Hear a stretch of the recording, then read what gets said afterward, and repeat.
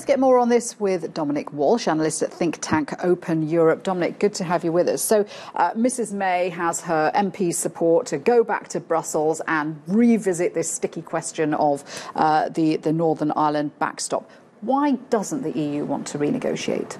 I think it's not necessarily a question of not wanting to renegotiate per se. It's more that they don't want to reopen the withdrawal agreement itself. And there's this common misconception that just because they don't want to reopen the actual treaty, that means they're not willing to talk to Theresa May at all. In fact, what Theresa May is really seeking is legally binding changes, but those don't actually have to be in the text itself. There could be some kind of exchange of letters or a treaty on the side, sometimes referred to as a codicil in EU jargon, that would actually have legal effect. And that could possibly give some of the changes to the backstop that she's looking for. We're waiting to hear from Donald Tusk, who's speaking at the European Parliament any moment now, to see what their response is to Theresa May.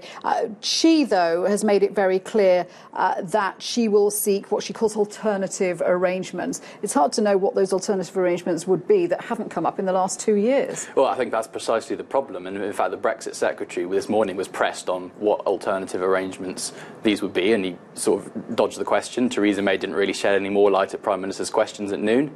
And you're right that a lot of the alternative arrangements that have been talked about, such as a technological solution for the Irish border, or alternatively on the backstop, some kind of unilateral exit mechanism or a time limit, these are actually things that British negotiators have already asked for. So it's not the case, as some argue, that British negotiators just didn't try to get these things. They already have tried.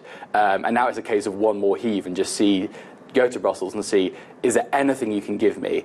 And it probably won't be as much as they're hoping for, and that means it won't get enough MPs to flip as they're hoping for. But if it can make something of a difference, then the deal starts to look more and more likely as the majority against it narrows. She's been on the phone to Leo Varadkar, the Taoiseach in Ireland. How far is Ireland at the centre of this, and what pressure or otherwise can be brought to bear on Ireland to maybe get a little bit of wiggle room? Ireland's completely at the centre of this, and I think you're right that some pressure can be brought to Ireland because, of course, Ireland wants the backstop. It doesn't want any changes to the backstop, but it also doesn't want a no-deal Brexit, because no deal would be terrible for Ireland, both in economic terms and also in political terms, because then there would be a risk that the EU would ask it to put up a hard border.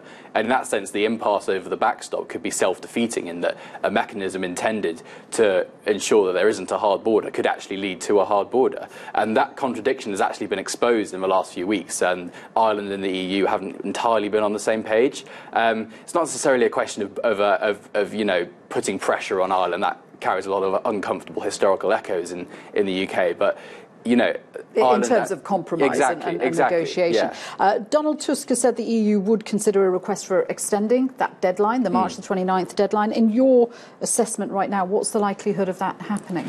I think so it hasn't gone away. So one of the amendments that was defeated in the votes in Parliament last night was an amendment that would potentially, not necessarily, but potentially have provided for an extension of Article 50. And that was actually defeated by a majority of about 15 or 16 MPs, which surprised some people, partly because a lot of Labour MPs who were expected to vote for it ended up voting against it. But that wasn't necessarily the last chance saloon for those who want to extend Article 50. But the other issue with that is that extending Article 50 has to have a purpose. It can't just be kicking the can down the road for more months of parliamentary squabbling. And I think that's something the EU are very keen on, because, of course, if you are to extend Article 50, all 27 countries have to agree to that. And they're not going to extend for extension's sake.